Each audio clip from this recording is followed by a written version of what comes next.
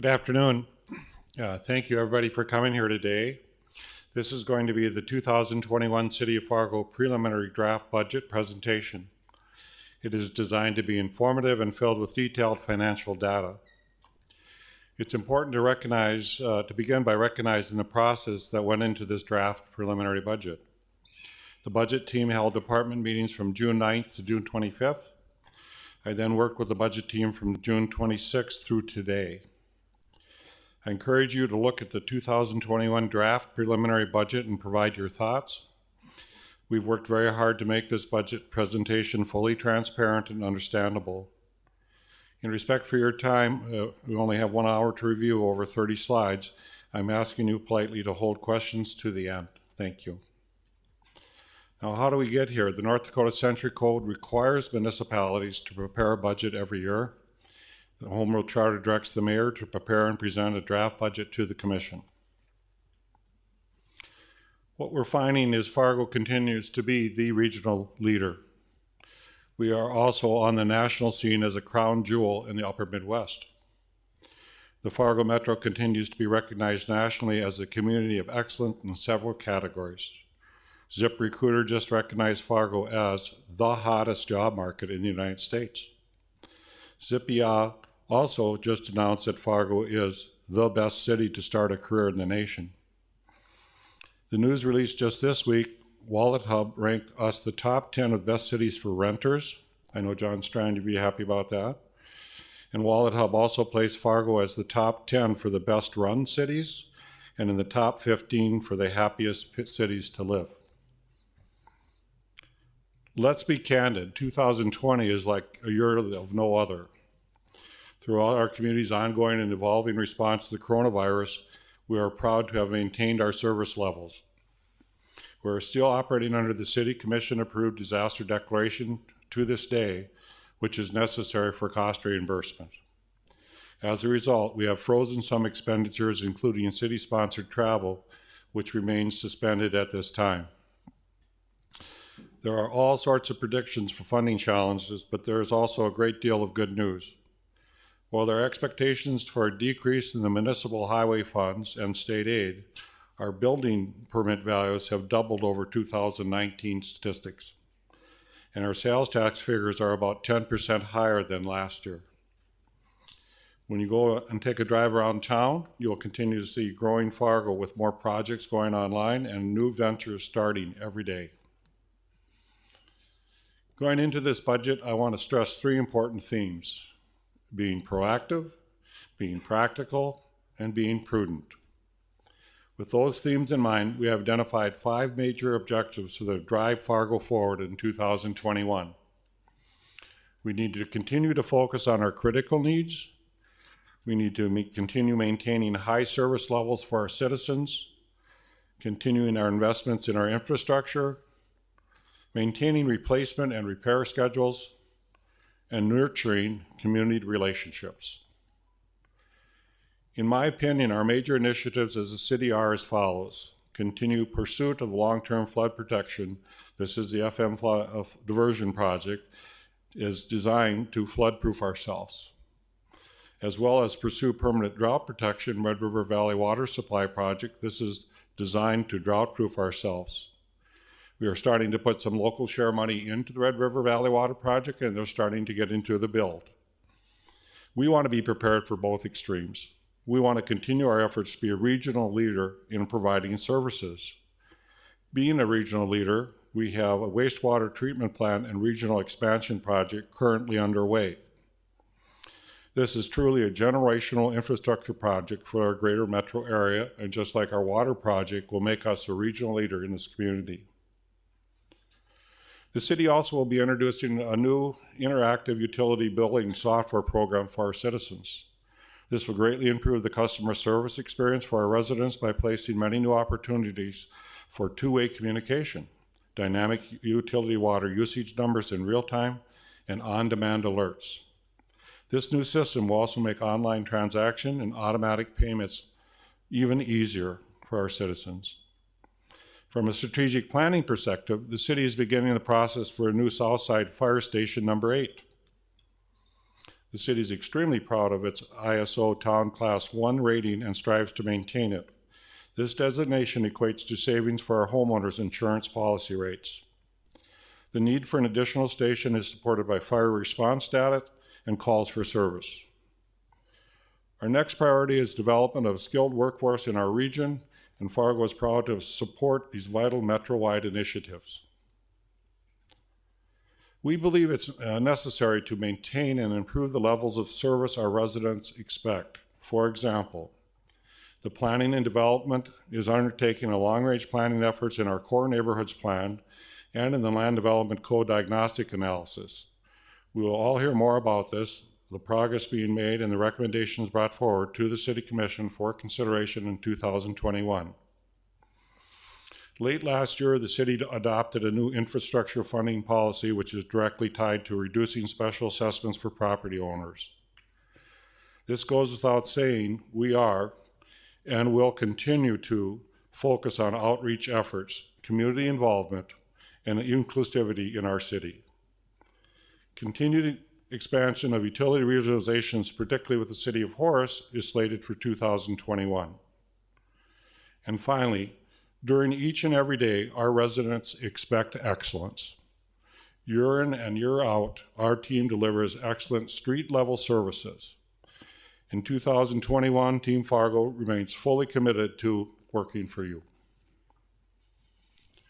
Within the three main budget expense categories of personnel, operating, and capital, you will notice we are proposing moving 3 services out of the general fund and into the enterprise fund. The reason that the budget team is recommending this is because of the way they function, more like an enterprise function than a general fund function. For example, transit charges fees for services it provides, similar to our other enterprise departments. In addition, with the completion of the Federal Transit Administration study looking for the possibility of a transit authority, federal funding would be made directly to the authority rather than being funneled through the state of North Dakota. So it seems like now is the time to relocate transit function from general fund to enterprise funds. Also, the city currently has 3 performance venues, including the Fargo Dome, Civic Center, and an outdoor field. The Fargo Dome is accounted for as an enterprise fund, while the Civic Center and the Newman Outdoor Field are accounted for in the general fund.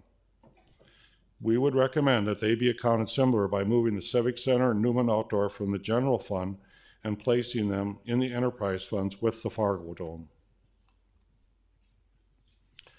Part of being proactive, practical, and prudent for this budget was sending a message that we wanted to be very thoughtful about any new additions to full-time staff. Not only were the total number of requested positions down from 2020, what you will see as recommended for approval is a very modest strategy in these uncertain times. In the general fund departments, a total of 20.25 full-time employees were requested. We are recommending 2.25 employees for approval. In Public Works, this will be an equipment operator 2 who will focus on efforts on snow removal in the winter and streets and sewer maintenance in the other seasons. In Communication and Government Affairs, this team member will focus on the new front door of city government interactions.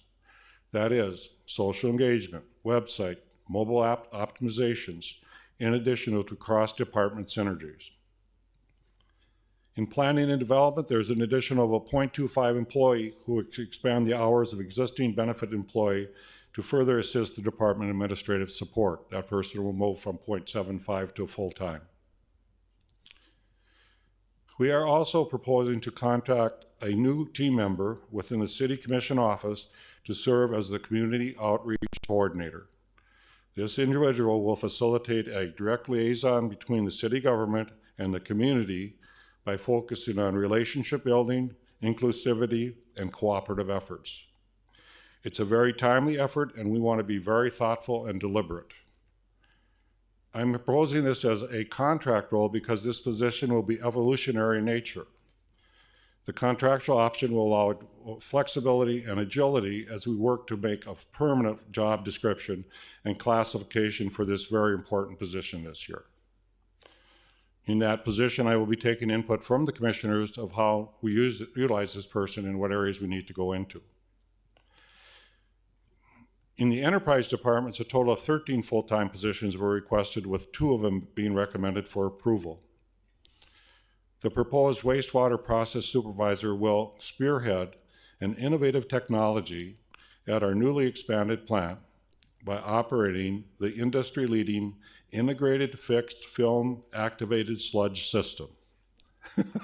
That is a mouthful, but we need that position. The proposed inventory purchasing agent in transit will help drive efficiencies and streamline the process of bus repairs and maintenance. And then with the retirement of the current Civic Center employees, these positions will be eliminated due to the current operational needs and uncertainty to the future of the Civic. This results in a net zero FTE increase in the enterprise. Now, as we move into operating expenses within the general fund, we continue to stress the importance of reducing expense levels whenever possible, but we still maintaining excellent service levels. It is important to note that these are the funds requested, not total operating funds. So every year we have operating expenses and there are increases every year. This is the total of what will go up this year, 1.75. When we examined the budget reduction strategies, we found budget line items we were able to reduce. The budget team worked very hard to keep operating expenses down, and here's what is being proposed. It's an increase of $1.07 million is being recommended for approval in 2021. The individual department increases are included on the slide, and of course there's more detailed information in your book. Capital expenses. As we moved into capital recommendations for 2021, these are significant and timely necessary investments for our facilities and our equipment. There is a certain amount of capital that resides in the general fund. We're going to call that bucket 101. The capital of the general fund tends to be more operating in nature as opposed to capital that tends to be one-time in nature. For this reason, in 2018, we created a separate capital fund, Fund 475, for capital items that were more one-time in nature. It also included vehicle replacement fund that formerly resided in the general fund as well. This helps with the annual fluctuation of capital dollar amounts in the general fund. For example, the purchase of a new fire truck can have a huge impact on the general fund budget. We created Fund 475 for that capital seen to be less routine operating capital. So this capital has been separated from the general fund. It has allowed us to better manage the spending associated with those items because they are more easily tracked under the same fund designation. The revenue sources for the Fund 475 are utility transfers, primarily of water and wastewater utilities. In doing that, the transfer amounts decrease somewhat, but have been rather consistent over the last 10 years. Fund 402, Debt Finance Capital Fund. A few years ago, we started asking department heads to provide a 5-year capital outlay schedule in an effort to get a better handle on facility needs requests. Since facility-related capital tends to be large expenses and are typically financed through bond sale or loan, we thought it made sense to categorize these as debt finance capital. For capital within the General Fund 101, the budget team has recommended nearly $350,000 in capital purchases. It is important to note that this figure represents a 46% reduction from the 2020 approval capital purchases. Again, being proactive, practical, and prudent. For capital within equipment 475, the budget team is recommending nearly $3.1 million in capital purchases out of the $5.2 million requested. This would represent a decrease of 28% from 2020 approved purchases. Here you will see our street deployed vehicles in Public Works, Police, and Fire, which is the heart of 475. In addition to the life cycle replacement schedules for computers and hardware technologies, a continuing commitment to replace the emergency warning sirens fully endures in these recommendations. In these capital budget slides, I want to provide you with an in-depth look at some of the recommended items on the list that provide excellent services to our citizens. Number 1 is a new fire truck and corresponding equipment. Number 2 is the preliminary design of the Southwest Fire Station, number 8. 3 is a replacement of the 2 emergency sirens we need for tornadoes. 4, we're replacing police vehicles that have reached 25,000 hours in service per our maintenance replacement schedule. This next one is interesting. This is the new anti-ice roll-off body skid to allow a dual-purpose function incorporated into an existing vehicle to be deployed when needed as an extra asset to treat our roadways with anti-ice product in preparation for snow events, and then turn around and plow the streets as well. 2 for 1. In addition, we've added a motor grader for maintenance operations, including snow removal services for residential areas. And this is what I'm really fond of.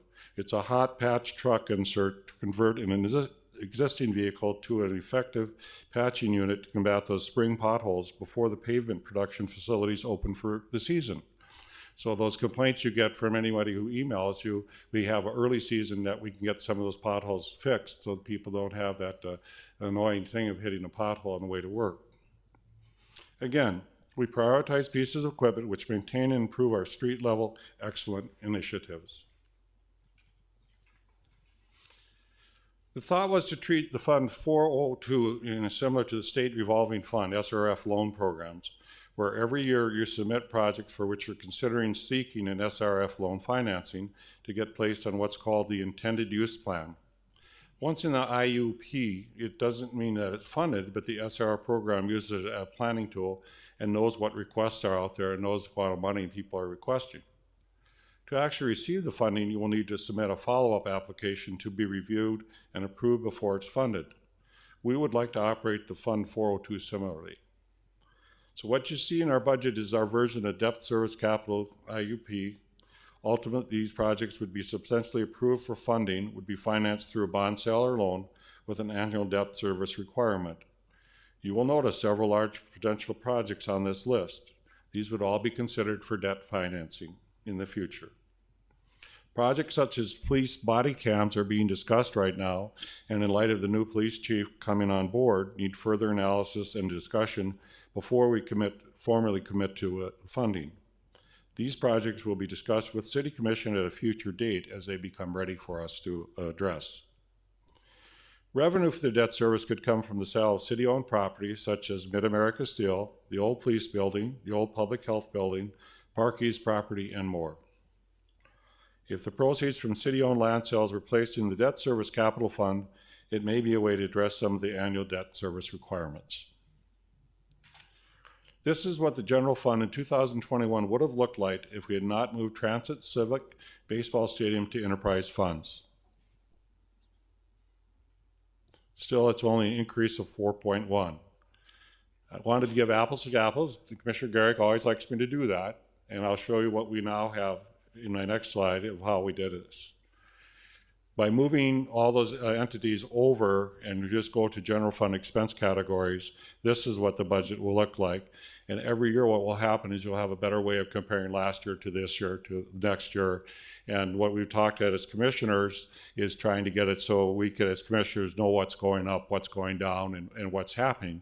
The budget teams worked really hard to try to make it easier for us commissioners to understand what's going up and where we're putting our money. And it's just, I think, a more pure way to look at this. So this is what we see, and again, it's an increase of 4.1% or 4.2%, and I think that's excellent. Worked really hard at this and have come down to a lot of tough decisions, but I'm very proud of what we finally came up with. With the movement of Transit Civic Center and Baseball Stadium and Enterprise Fund, this is a proposed general fund for 2021. This would result in a proposed $96.8 million general fund budget. It again represents only 4.2% over 2020. I think it's important that we are all aware how general fund expenses are composed and given categories as we discussed. 77% is dedicated to salaries and benefits of our employees. Street level services require people. To provide excellent services we do, personnel is critical and a very large component of our budget. You can see our operating costs are only 22% and our capital outlay is 1%. It's more pure now because you have all those other capital in different funds, but this gives you a better idea of How do you operate the city of Fargo, and what are the costs that we have to take care of? Of the $3.9 million general fund proposed increase for 2021, $2.6 million is represented by increased personnel costs to fund the annual step increases according to City Commission approved compensation plan. And in place, an anticipated double-digit increase in healthcare insurance premiums for employer to 2.25 new FTEs and additional contract position. You can see on this slide how those increases are distributed to the departmental working groups. Throughout the coronavirus, I want to stress the city has not needed to furlough, lay off, or reduce hours of our employees.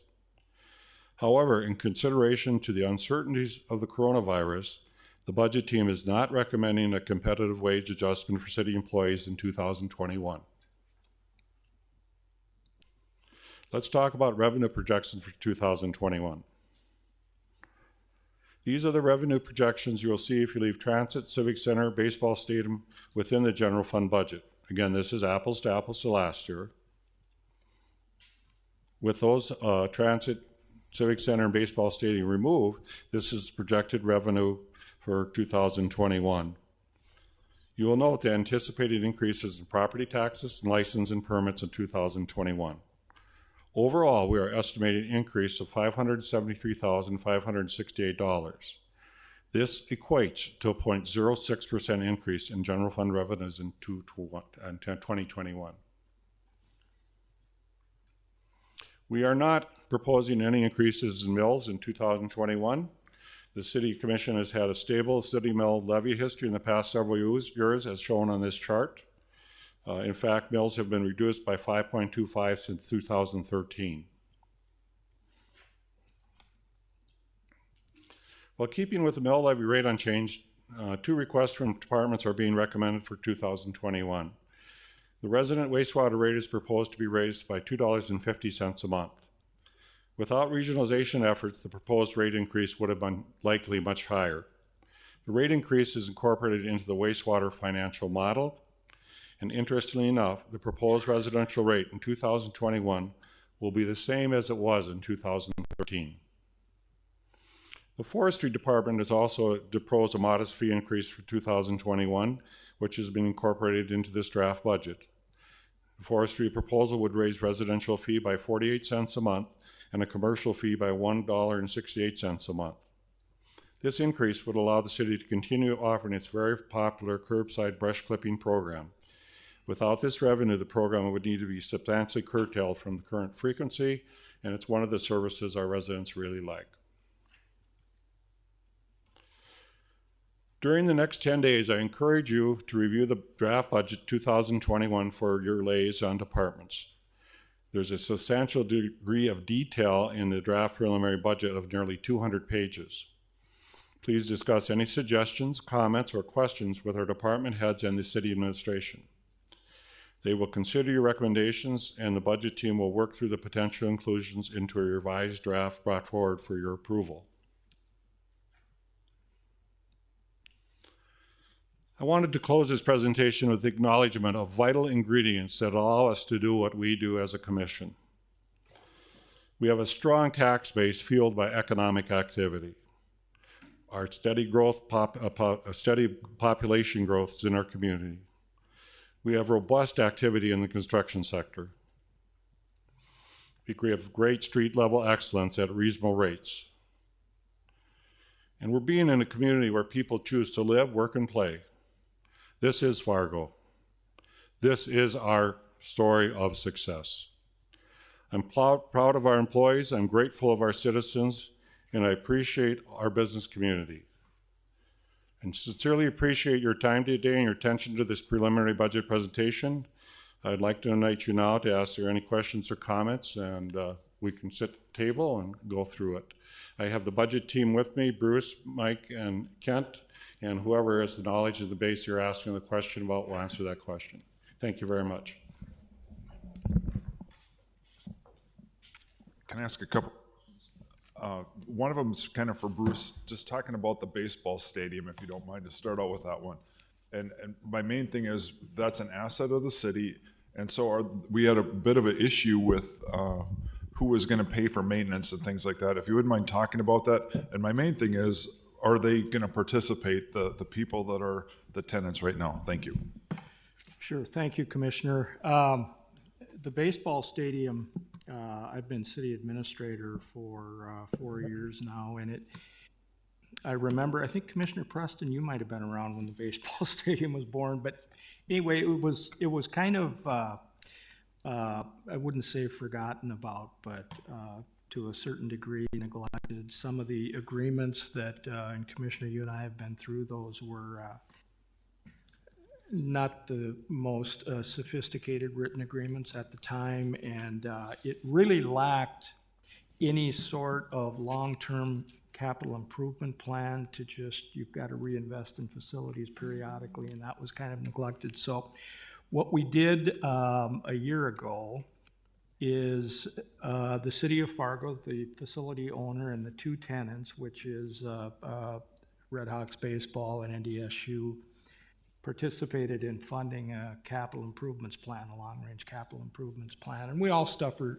from sticker shock a little bit today. So we had a yearly list of improvements that we prioritized what we could afford, and we worked out a funding strategy, who pays for what. We own the facility, but the responsibility for the field of play and dugouts and other things are the two tenants. And so we're still working through trying to update a more modern agreement, because that's been many years since that was put together, and none of us here really had any involvement with that. So we did think that getting it out of the general fund into the enterprise fund to reside with the Fargo Dome and the Civic is a first step to trying to get our eyes back focused on that facility, because we do own it. So I hope that answered your question, Dave.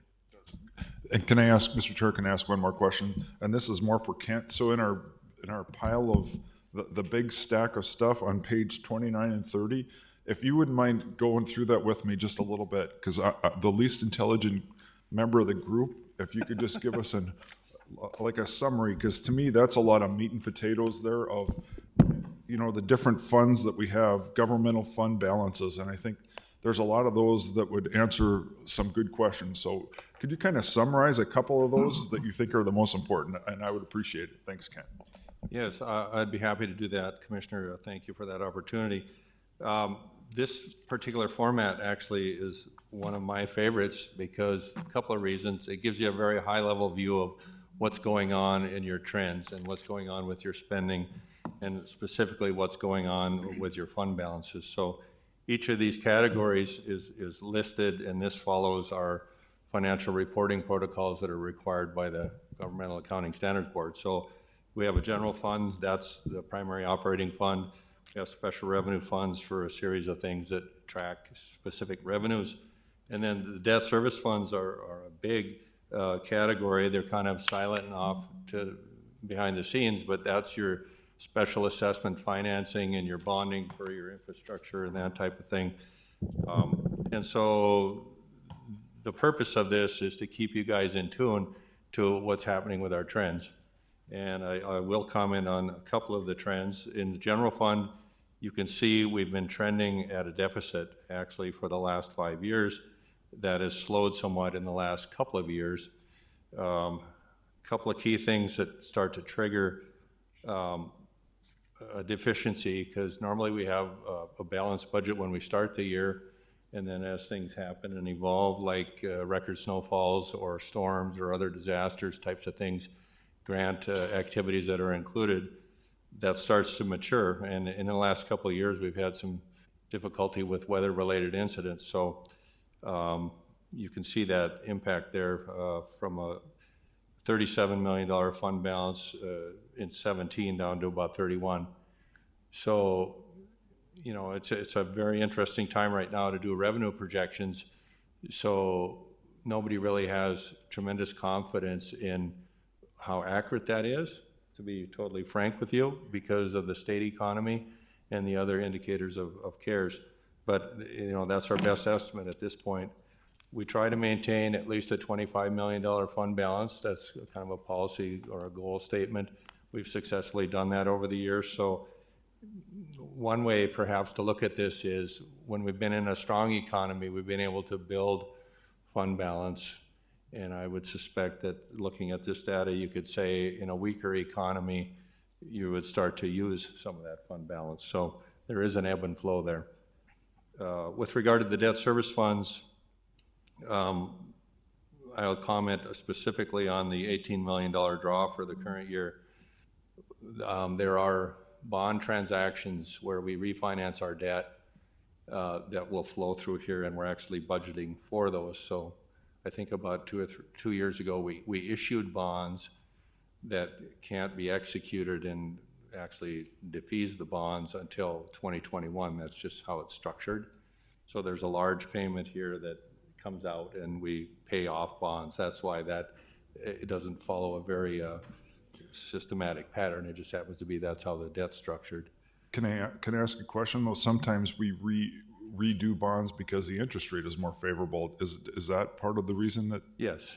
So that's. Yeah, I mean that's the primary reason. It's a previously refunded bond transaction where we're sitting on about $20 million worth of money that we can't deliver to the bond holders until a certain date. I mean, it's structured as a date specific. So we're anticipating that we'll hit that date next year, and we'll budget that. And we have that cash resource in the debt service funds, just waiting for that to mature. And so with regard to that, this particular schedule as well is very important to the external world. Citizens, rating agencies, our bonding people that monitor our credit and our bond transactions, they're very interested in knowing, are you able to maintain your fund balances? What are the trends? Why are we seeing it go up? Why are we seeing it go down?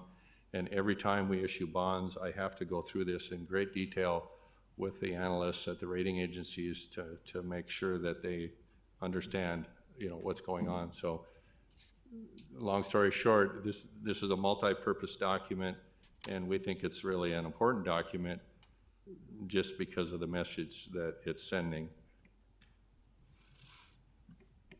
Okay. John? Mayor and Kent, I'm curious about the property tax budget increase of 6.8%. Can we see a little more breakdown of how much of that is what?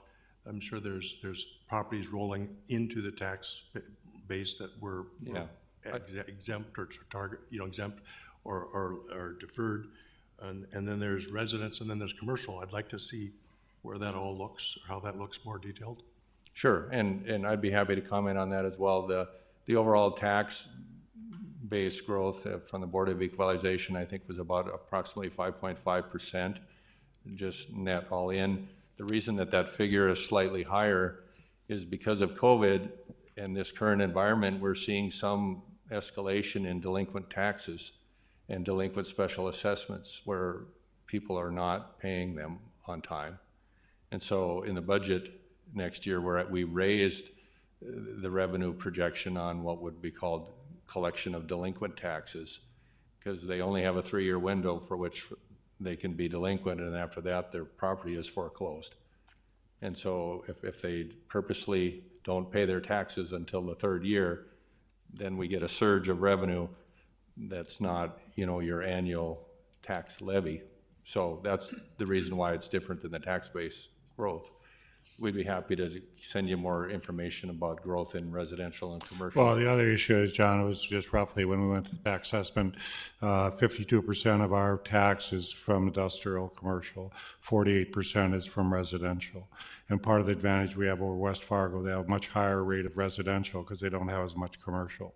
And that's what makes Fargo strong in its tax base, is because you've got so much in the commercial rate, and they pay a little higher than a residential as well. So as long as we continue to have a balance of our commercial growth as well as residential, it's an advantage for the city. Arlette, do you have a question? Not reading. Just digesting, okay, Tom. Mayor, first I just want to thank you for comparing apples to apples on page 10 and 13 of your presentation. I think it's very valuable to point out, what the budget would look like if you left those utilities in the general fund versus taking them out. And this gives a great breakdown. I was trying to do the math quickly in my head. And then I realized that's exactly what you did for us. So that saves me a lot of time, and I think the residents will appreciate that. And hope everyone understands what that breakdown is. You know, we're moving money out of the general fund to a different pot of money, and it makes it look like the general fund's going down, when in fact we're still spending those dollars just in a different way. Now, you being transparent is great, and I'm glad that you and the team did that. I just also want to remind everybody that we did this a couple of times in the past. So in 2019, I believe, we had the 475, which you talked about. This year, that amount is $3.1 million. So if we did the comparison again, the general fund budget would go up. And in, I believe it was 2017, we did it with the street light and traffic utility. And this year, it's $3.7 million. So if we did the apples-to-apples comparison with this year's budget with all those things in there from last year would have been about $110 million for the whole general fund budget. This year, it's about it would be 13.7 million. So it kind of follows the trend of the percentages that would be growing anyway. It's just with a higher dollar amount. So I just want to make that known to everybody that we are moving money around a little bit, and we just got to be able to follow that bouncing ball as a commissioner, so that we know when those funds go up, it might go up over here, but not in the general fund, so we might not always see it as easily, right? Actually, Commissioner Garrick's been really good about this, Harlight. You wouldn't, just because you're the new commissioner, but oftentimes we'll take utility transfers into the general fund to help the general fund. What we're trying to make it is the utility transfers stay in the enterprise fund, and then they don't slide over to general fund. So to Commissioner Strand's question, then it's more pure. You know where your income's coming from, taxes, or where it's coming for, or permits or other things. And it just tries to make it more pure so you can see that, so you don't see this money move behind. And it does make sense, just as long as everyone understands what we're doing with those dollars. My other question was, with the rate increase for water that's proposed, does that include all of our customers like West Fargo? Will their rates go up, and do they know that? I'll let Bruce Grubb explain. The answer is maybe. We have a separate agreement with West Fargo, and our water agreement's more mature. We gave them a 5-year guarantee, after which their rate increases would match ours. Wastewater is a little more recent. I don't know if we've hit that mark yet, but if we're at the 5-year period, the answer is yes, it would. So because they have a delay, would they be hit with, let's say we raise it the next 3 years, right? Would they get hit with a large increase at the end of those 5 years to match what we've been increasing? Or do they have no increases, and then at that point any increase after that would take place? Does that make sense? Well, back when we negotiated both the water and the wastewater agreements, we did provide the 5-year guarantee, after which we would do our actual cost of service, and that was a negotiated commercial user rate. So it's kind of a negotiated fee. So kind of yet to be determined. Definitely an increase. To what degree, we're trying to make it palatable for all Right. of us. And just the point being, if we have a 5-year agreement and say we raise it in that 5 years $7 or something like that, the residents would see a $7 increase along with whatever West Fargo is charging, which is more than what we're charging, just so that they're aware of that for their planning in the future with their budgets too. So, but overall, I think you guys did great work with the budget. There's a few things that I'm going to talk to the team about, ways to reduce it maybe a little bit more. But I think this is one of the better budgets, if not the best budget I've seen since I've been here as a commissioner. So thanks. Thank you. Any other comments? Mr. Strand? Thank you, Mayor. Just some basic questions so I understand things better. When you say no competitive wage adjustments in 2021, does that mean no steps and lanes or no COLA? No COLA. No COLA. Steps are all in there, John, and that's about 1.5 million. So we felt to our employees that we would like to keep that going, because that's part of a negotiated thing last year with police and fire. So we want to make sure those were taken care of. The COLA, I normally go, Commissioner Garrick pointed this out, at 2 to 2.5 usually every year, but it's just really been a tough year, and our revenues only went up by 0.6. And so that's why we just said, with all that's gone on in the world today, we just don't feel we can rightfully do that, but we've kept all our employees. And just some topics that have surfaced that I don't know how they impact or not in our budget. Some questions like, for example, we've been embarking on a emergency snow removal program. Is that in here at all, or does it impact our budget if it happens? Or Bruce, you want Ben to talk I'll say to the that, same or? for snow gates. I know there's a study there too. Well, the Snowgate study was something that was completed and taken to the commission, and that is not funded currently in this budget. The other thing you mentioned, Commissioner, The not sure emergency I'm snow tracking. removal, The policy that Ben's working on, that's not quite done. That's not completed, is in progress, but when that gets finished and comes to the commission, that would be supported through this budget. The grader that was added, John, is to address some of the south side issues that we've talked about last year. And then the addition to another personnel in the streets is to address that. So we're trying to do that. And the difficulty was last year's budget was we had that huge snowfall at the beginning of the season, and then we didn't have much of anything. So it was like, wow, well, how do we do that? So. and I know it's in here, but just to focus a little more on it, the state federal funding issues, but what's the status, do we know, of the Prairie Dog Fund from Bismarck and the impact on our budget? Well, this budget that you're looking at today is not the money that pays for either of the three major CIPs, the engineering, or better known as street CIP, and then we've got a water and wastewater CIP.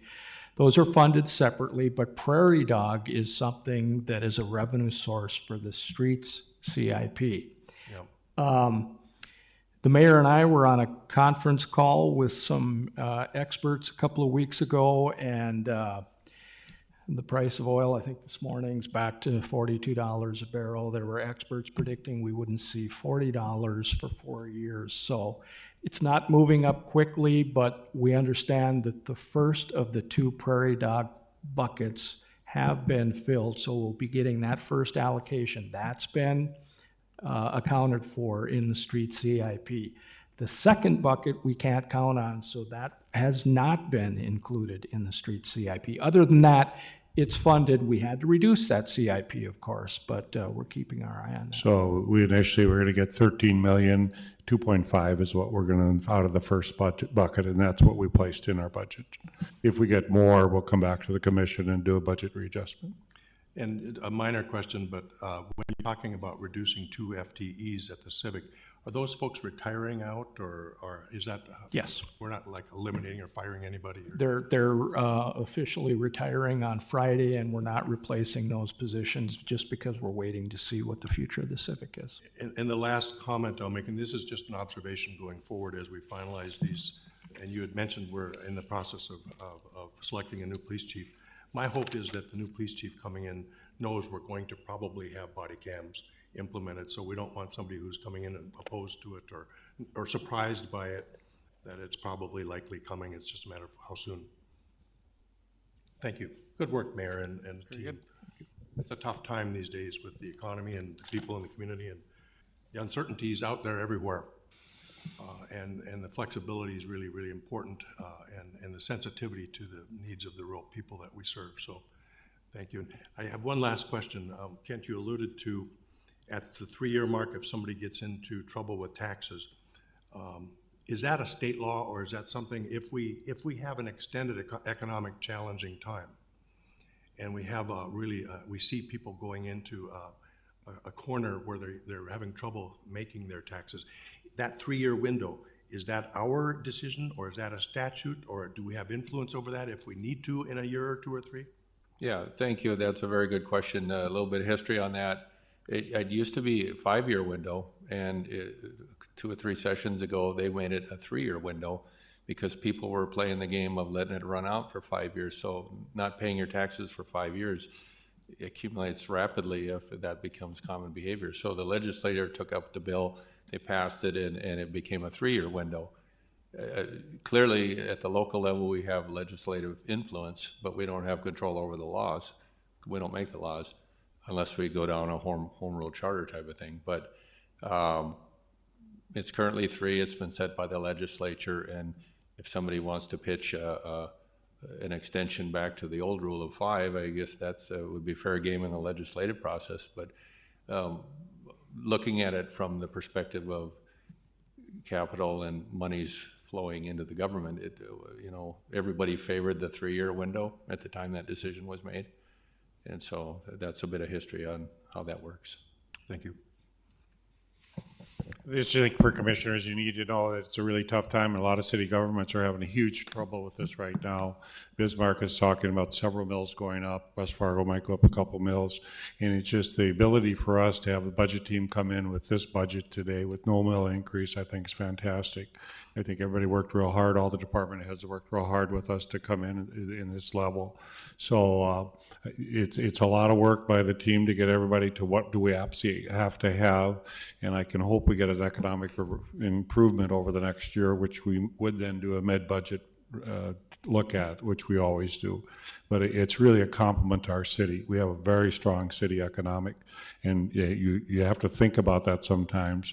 And I know Dave and I are working on something that's coming in, and they want to come to Fargo because this is the place they want to come, and it has the economics dynamics that they really like. So part of what makes it easier as commissioners is the fact that we do have such a strong city, and we're able to do this. So I just wanted to put that out there. Thank you. I think we're adjourned if there's no other questions. Thanks.